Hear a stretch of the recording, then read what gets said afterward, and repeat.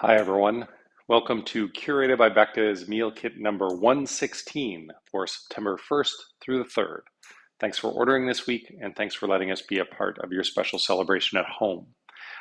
We've got a great end of summer, hate to say that, meal for you. And why don't we go ahead and get started? The thing that is actually going to take the longest is something that I've just gone ahead and started. And you take your cauliflower florets for the main course, toss them in the container that it came in, or a mixing bowl if you prefer, with 1 tablespoon of olive oil per person with some salt and pepper, and put it on a baking sheet with some parchment paper in the oven for 12 minutes. And then we're going to turn them over a little bit and then roast them for 2 to 3 minutes more.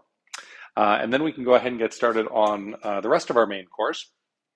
So we want to get our cast iron pan, or any pan that is going to be good to sear, and you want to get it up to high heat. I've got my sauce Robert, which has grainy mustard in it, by the way. We haven't sent you mustard by accident, in a pan. And we've got some cauliflower puree. Chef does recommend that you turn your hood fan on for this.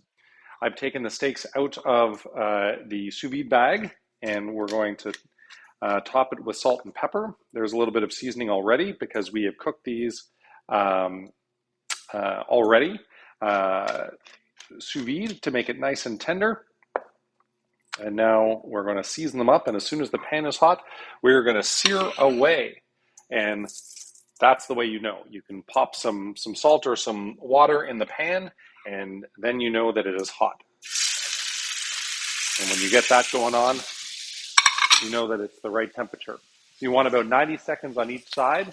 Then we're going to turn down the heat, melt some butter, and then make it delicious by throwing it in the oven. So you want to get a second baking sheet ready with parchment paper, because the pan that you're cooking the beef in is actually going to flavor the mushrooms. We're going to get to that in a little bit. But first, let's have a little wine, shall we? Of course, this is an all-time favorite for us. We do our sparkling Blanc de Becta, which is 100% Chardonnay, barrel-aged, barrel-fermented, down at Cave Spring Vineyards in Niagara, and we get to customize the blend for us for our individual taste, and it's only sold at our 3 restaurants. So I hope you enjoy. It is fabulous. So we've got our beet salad. We've got some red roasted beets, and this might change throughout the week, so don't be surprised if suddenly things are a little bit different. And then we've got some pickled golden beets. But the spinach is going to be tossed in with the roasted beets, with the pickled beets too, and there's a little bit of pickling liquid in there. You want to divide them up. And we're going to toss those around in a second. But let me check out my beef first. It's got a nice little crust on it. Again, about 90 seconds each side. And this is going to get you to medium rare. By the way, if you want more than medium rare, then you're going to leave it in the oven for an extra 3 minutes or so per degree of doneness. So if you like it medium, an extra 3 minutes, medium well, an extra 3 minutes on top of that. I really don't recommend that you go any more than that. So hopefully you have some nice olive oil at home. And we're doing about 1 tablespoon per person. And in this case, you can use tongs, but I actually have this spoon that a chef gave me once, and I love using it to toss this stuff. And again, I'm using the container simply because it saves me washing another mixing bowl. But if a mixing bowl is your thing, then by all means. Our dessert, you want to leave it in the fridge right till you're ready to plate it, because it's best served chilled. Okay, I'm going to give this a stir. I think I might need a little bit of more salt and pepper. The oil looks good. And we're going to see how our steak is doing. You want a nice crust. I'm going to give it a little bit more time. Maybe one side of the pan is a little bit different. Make sure we're stirring our cauliflower puree and our sauce Robert every once in a while. That's about as low as I can go, so I'm going to maybe take it off the burner just a touch. Okay, now we can turn the heat down on our steak, and 2 tablespoons of butter. Melt that down, and then we're going to get a nice big spoon. I'm going to grab a couple because we're going to need to use some for the appetizer. And for me, because it's a cast iron pan, Don't forget your rag so you don't burn yourself. And as soon as the butter melts down, you can move it around the pan for a little bit.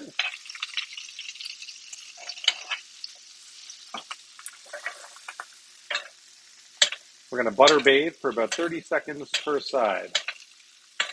So literally just tilt the pan on an angle, about a 45-degree angle, so that the butter keeps coming back to you. And bathe it all. You can do this with any steak you cook at home, even if you haven't done it sous vide. So make sure that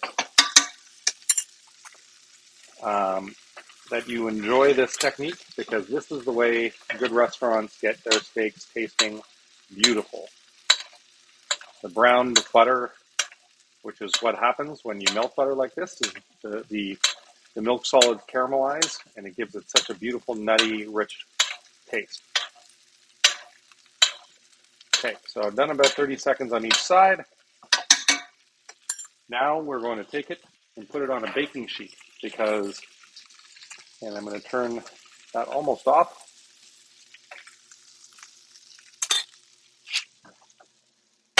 Hey Siri, set another timer for 3 minutes. Hey Google, set another timer for 3 minutes.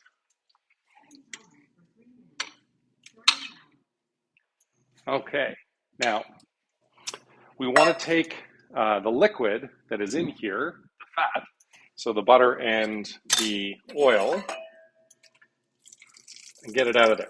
But all of that delicious beefiness, you're going to leave in the pan. So we're going to do a little bit of oil. There's some in there as well. So I'd say 1 to 2 tablespoons a person for 2 people. And I'm just going to leave that on low for a second because the beef needs to cook and then it needs to rest before we get into that. Hey Google, how much time is on the first timer?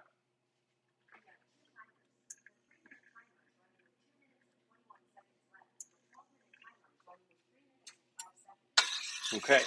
Hopefully we don't have too much downtime where I need to make conversation to get us through. I think we're going to be good. So why don't we talk about the appetizer? So we're going to plate the raita, which is a cucumber and yogurt mix. And that's going to go the center of the plate, and then make sure to spread it around so that you see some on the edges, that it's not just in the center.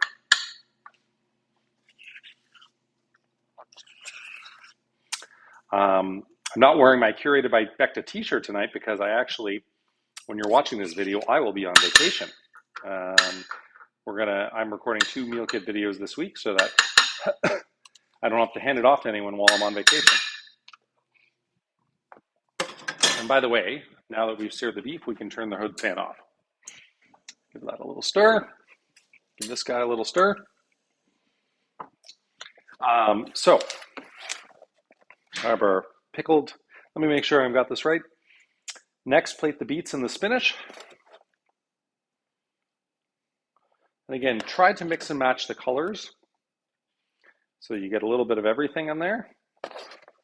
There's a lot of spinach and beets. We might cut back on this a little bit because these are massive salads. It's like you've gone to salad heaven in the States where everything is just jumbo supercharged.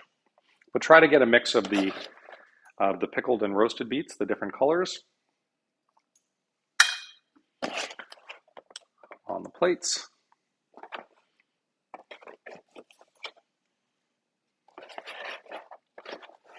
And yeah, I will have some, or my wife will have some for leftovers tomorrow. And then we are going to top with walnuts. These are, candied walnuts. And make sure to break them up because they're going to be a little bit sticky together as they are candied. Hey Google, off. My other timer is going to go off in just a second as well. That's okay, because one's just being tossed and the other one is being rested. Hey Google, how much time is left on the timer? Okay. So I'm assuming that the timer that is going is for the beef, and we're going to rest that in a second. But first, we want to turn the cauliflower around a little bit. I've got a convection oven, so the cooking is pretty even, but if you don't have a convection oven, hey Google, off. Yeah, if you don't have a convection oven, then you want to make sure to definitely do that. Nice beefiness is there. Hey Google, set a timer for 3 minutes. And that's for our cauliflower to get the last little bit.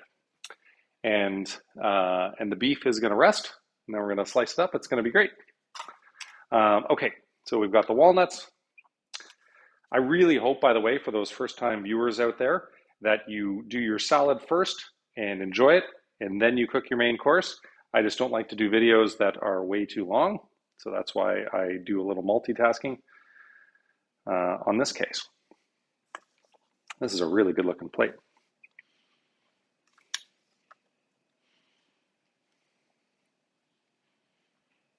And of course, we want to clean up the edges because the beet juice gets around. So that is our lovely pickled and roasted beet salad with spinach, raita, and marinated onions. That's really nice. Okay, while the beef is resting, we can now get busy with our mushrooms. I want to go back to medium high, let the oil heat up. And I think mine's actually pretty hot. I'm going to do the little spit test. Yes, it is. And so the oyster mushrooms are going to get tossed in the beef fat. And if you're a vegetarian and you're having the maitake mushroom steak, you can also do that with the maitake mushroom steak pan because it's going to have a really nice meaty quality from the maitake mushrooms, even though it's all vegetarian. Saute those around a little bit.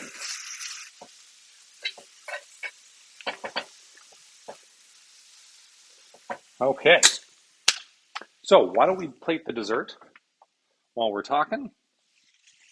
And we can also talk about the red wine, which is this beautiful Southern Rhone blend, 50% Grenache, 50% Syrah, from O&H Boer. L'Estan Croquette. I'm a big fan. Organic producers, and they're very sustainable, and they do just gorgeous wines. And I like the style and the names, and yeah, I'm a big fan of their wines. We've featured them on Curated in the past, and in our restaurant a lot by the glass too. Okay. And by the way, after 4 minutes, you're going to add some butter to the oyster mushrooms after we do a little bit. So first, we plate the raspberry tart, and then we're putting the black pepper streusel over top, and that gives it a really nice crunch. I've got one big piece here that I'm going to break up. Hey Google, off. And then we are going to do our creme fraiche. I'm going to put it around just to make it look pretty because I really want that raspberry color to come through. That's one good looking dish.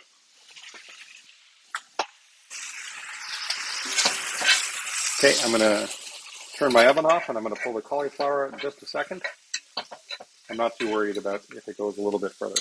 Okay, now we've got the 1 tablespoon of butter. Don't forget to season things. Mushrooms get some salt and pepper.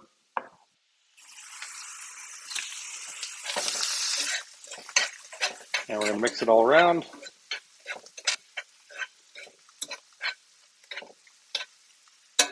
Lovely. This guy still going strong. Give it a little stir. All right, what do we do next? Cauliflower puree, I think, is going first. Oh yeah, by the way, there's the raspberry tart with the gorgeous crumble and the creme anglaise. So cauliflower puree in a circle to start. And that gives a really nice creaminess to the base of the dish. Oh man, I completely forgot the kale. Kale goes in here. Usually I can saute with the pan handle, but in this case, it's a smaller pan with a cast iron base. So I'm going to turn up the heat just a titch because I forgot about the kale. So please excuse me. Sometimes it's great to do things by memory, and sometimes not so much. Okay, that's going to wilt the kale and crisp up the mushrooms.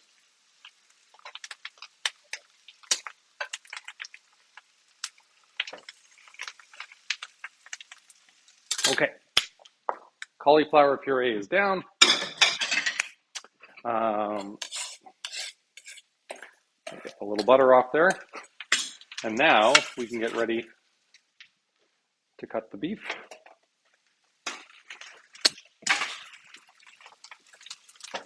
And why don't we pull the cauliflower out of the oven? That's looking nice golden brown, ready to go. I'm going to put it over here, top of my other resting pan so I don't mess up my countertop. Yep, I figured that my tongs would get hot. I'm going to add a little more salt and pepper because I forgot we had the kale going on.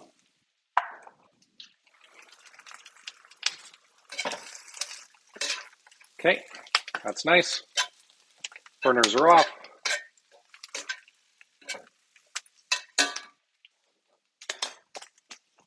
So now, with the towel so I don't burn my hand, kale and mushrooms go down.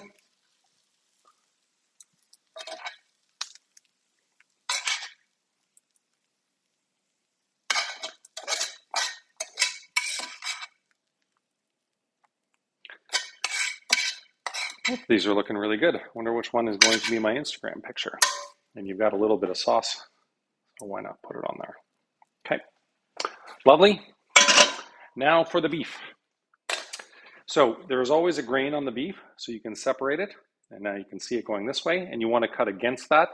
And the chef says in 3 nice chunks. That is a beautiful medium rare.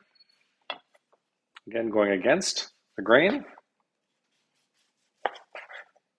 What you can do is flip the end piece over so that you've got all of the pink parts in there. There we are. It sits nicely. Now we're going to hit it with some salt and pepper while it's open.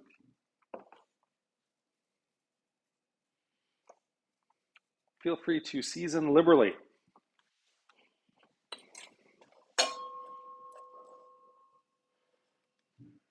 That's going to go right on top.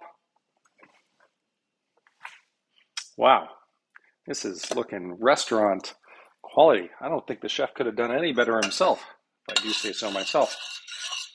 And now the sauce. I want to make sure I'm getting this right. Drizzle the sauce on and around the beef. So I'm going to do a little bit on top. And I'm going to do a little bit on the side.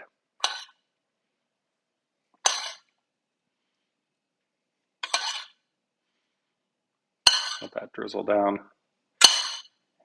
Sauce is the best part, so don't be stingy on the sauce.